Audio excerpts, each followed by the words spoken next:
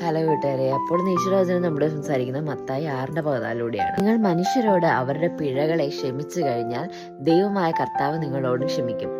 അപ്പോൾ ഒത്തിരി നമുക്ക് നടപ്പിലാക്കാൻ ബുദ്ധിമുട്ടുള്ള ഒരു കാര്യമാണ് ഈ വചനത്തിലൂടെ പറയുന്നത്. ക്ഷമിച്ചു കൊടുക്കുക, വിട്ടുകൊടുക്കുക എന്ന് പറഞ്ഞു കഴിഞ്ഞാൽ ഇച്ചിരി മെനക്കെട്ടുള്ള കാര്യമാണ് അല്ലേ? എന്നെ സംബന്ധിച്ചത് വളരെ ബുദ്ധിമുട്ടുള്ള കാര്യമാണ്. അതായത് ചെറിയൊരു വാശിയും പിണക്കമൊക്കെ ആയിരിക്കും, എന്നാലും അതങ്ങ് മനസ്സിൽ നിന്ന് വിട്ടുപോകാനും ഞാനിങ്ങനെ അപ്പോൾ ഒരു ട്രിക്കുണ്ട്. നമ്മൾ ഈശോയോട് പറഞ്ഞാൽ മതി. നമുക്കിപ്പം പെട്ടെന്ന് അവരോട് പോയിട്ട് സോറി പറയാനും ക്ഷമിക്കാനൊന്നും പറ്റിയില്ലെങ്കിലും ഈശോയെ ഇന്നതൊക്കെയാണ് സംഭവിച്ചത്, എൻ്റെ മനസ്സിൽ പ്രത്യേകിച്ച് ഒരു ദേഷ്യവും അവരോടൊരു വലിയ ഒരു വൈരാഗ്യമൊന്നുമില്ല, ഞങ്ങളെ ഒന്ന് രമ്യപ്പെടുത്തി തന്നെ ഈ പ്രശ്നം ഒന്ന് ഒഴിവാക്കി തന്നെ എന്ന് പറഞ്ഞു കഴിഞ്ഞാൽ ഈശോ അതൊക്കെ സോൾവ് ആക്കി തരും.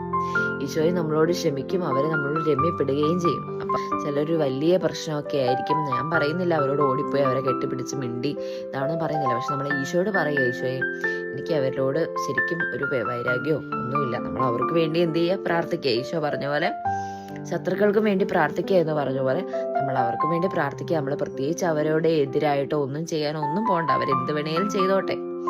ഇനിയിപ്പം നമ്മൾ അവരോട് ക്ഷമിച്ചില്ലെങ്കിൽ അവർ നമ്മളോട് ക്ഷമിക്കാതിരിക്കുന്നൊരു പ്രശ്നമാവട്ടെ.